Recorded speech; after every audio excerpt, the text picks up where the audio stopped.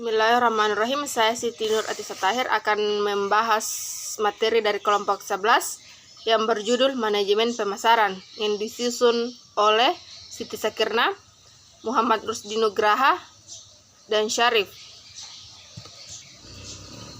Baiklah, pembahasan pertama yaitu definisi dan fungsi manajemen. Pada dasarnya, setiap perusahaan selalu berupaya untuk dapat menghasilkan dan memasarkan produk berupa barang atau jasa yang dapat meminjam kehidupan perusahaan serta menjaga kestabilan dan mengonsumsikan nilai penggunaan yang superior. Dari sisi manajemen bisnis pemasaran, sering diilustrasikan sebagai seni dari menjual produk. Dari sisi sosial, rumusan bisnis pemasaran adalah proses sosial melalui individu dan kelompok untuk mencapai apa yang mereka butuhkan dan inginkan. Melalui penciptaan, penawaran, dan pertukaran secara bebas akan produk berupa barang atau jasa atas nilai dari suatu individu dan kelompok ke individu atau kelompok lainnya. Manajemen pemasaran merupakan analisis perencanaan, implementasi, dan mengendalian atas program-program yang didesain untuk menciptakan, membangun, dan menjaga pertukaran yang menguntungkan dengan membeli sasaran untuk mencapai tujuan-tujuan organisasional atau tujuan-tujuan perusahaan. Baiklah, untuk pembahasan kedua yaitu bauran pemasaran. Bauran pemasaran adalah kombinasi dari berbagai faktor yang dapat dikontrol oleh individu atau perusahaan untuk mempengaruhi para pelanggan atau konsumen dalam melakukan pembelian barang atau pemakaian jasa yang ditawarkan. Adapun mengenai 7 konsep bauran pemasaran, marketing, dan mix.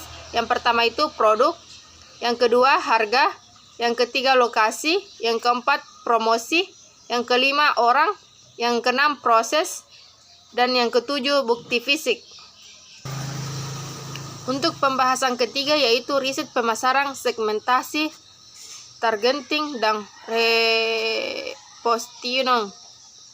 Riset pemasaran adalah bentuk kegiatan berupa perumusan masalah, pengumpulan data, analisis, dan pelaporan disusun secara sistematis sebagai pedoman dalam menentukan strategi pemasaran produk.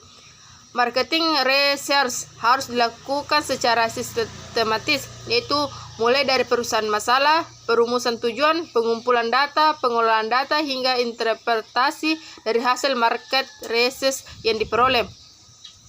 Menurut American Marketing Association, riset pemasaran merupakan fungsi yang dapat menghubungkan antara konsumen dan publik dengan pemasaran melalui adanya informasi dan dalam mengidentifikasi peluang maupun masalah pemasaran.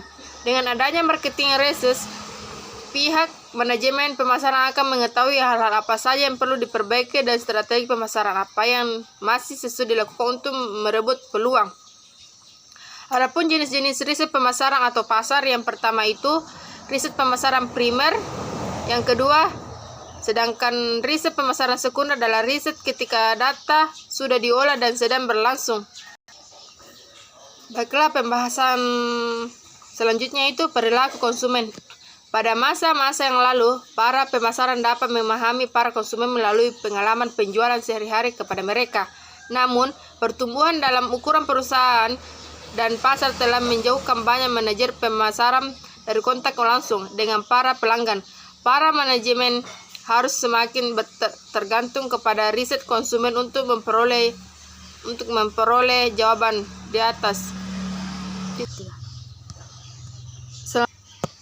Selanjutnya, faktor-faktor utama mengaruhi perilaku pembelian. Yang pertama itu faktor budaya, yang kedua faktor sosial, yang ketiga faktor pribadi, yang keempat faktor psikologis. Baiklah, itulah tadi resum dari kelompok 11.